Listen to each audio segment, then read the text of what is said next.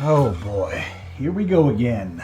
Stocks are finally starting to gain momentum and the media is already starting to push out articles, and I'm sure videos that will follow, with the next 100x, or in this case, moonshots. Don't miss the next Amazon or Apple. But they aren't talking about stocks or industries that are starting to perform and are on the right track.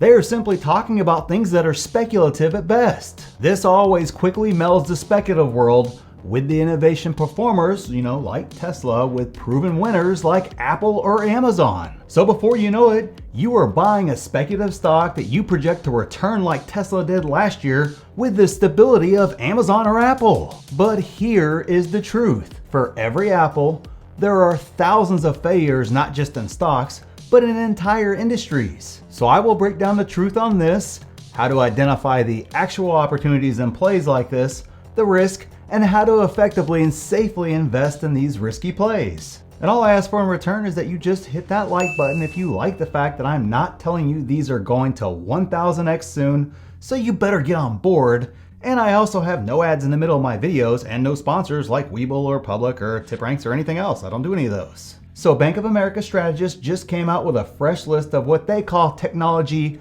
moonshots to help guide investors in their search for the next Apple or Amazon and send it out to their clients. So I don't really have any problems right there, but once you read the thing, they immediately create an atmosphere of FOMO pretty much from the opening line of the email. From the 6th generation telecom network that could download the entire collection of the New York Public Library in 20 seconds if I could talk, things that would radically change people's lives are not far into the future as one might think, according to strategists led by Mr. Israel is what I'm going to call him, Bank of America's head of global thematic investing research. That's actually kind of a pretty cool job title. I don't really know what it means, but it's pretty cool. Failure to identify future tech today could mean missing out on the next big revolution. Well, I actually feel fairly confident that if I don't invest in 6G technology today, right now this second, I'm going to be fine and I'm not really missing out on much except losing money. Who is even the player again in 6G? Is 6G even going to be a thing, or is something going to disrupt that before it ever gets here? Now I agree, it's silly to wait until the tech is mature to invest, so I can't wait a decade or so. But putting out a letter to clients stating that basically if you don't invest today, you will miss out on all the gains is just kind of silly. This is an arms race that has reached purely speculative territory. So purely speculative plays being discussed with FOMO-inducing wording, mixed with popular catchphrases like moonshot, mixed with calling it all the next Apple or Amazon, mixed with the usual hype that follows, spells disaster for us investors. So what do you do as an investor? How do you handle this? I mean, we all want to be in on plays like Apple and Amazon early, but how do you do it properly? Well, don't worry, I got you covered. I'm going to give you 3 ways to handle this. The first, join the Market Insiders private group where you get 4 free courses and a live weekly Q&A, and we are adding intimate mastermind sessions as well that will also come for free with your membership. So lock in your discounted price today that you get to keep as long as you have your membership before the price goes back up forever in the next couple of weeks. And I know, I'm totally sorry, it just fits so well right there, and I'm super excited about the mastermind announcement. So the real number 1 is to realize that you do have time. Now you don't have decades, don't get me wrong, but you didn't need to be a super early investor in Amazon or Apple to make millions off of just a few $1,000 investment. If you didn't learn anything else from the EV craziness of last year, it's that it can take time to shake out the performers from the pretenders. But I'm not talking about Tesla versus Nikola here.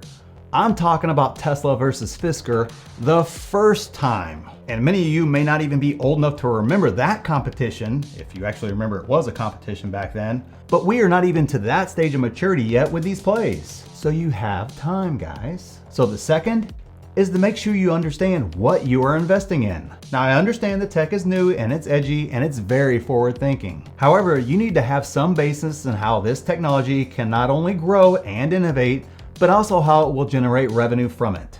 6G will probably generate revenue very similar to how 5G does, so you can see how that translates into future projections. Synthetic biology, immortality? I'm not sure I can personally project that out to anything meaningful whatsoever. And I'm still not sure I actually know what synthetic biology actually is. And third, would be you need to understand the risk and mitigate them accordingly, and I'll show you quickly how to do both. Make no mistake, these are high-risk plays and purely speculative. The risk is high that your investment isn't going to go well. And by not go well, I mean go down to zero. The way you mitigate this is by not going YOLO or going all in. You need to only invest an amount that if you invested today and it went to zero tomorrow, you would just brush it off as no big deal, and that was the risk with the investment.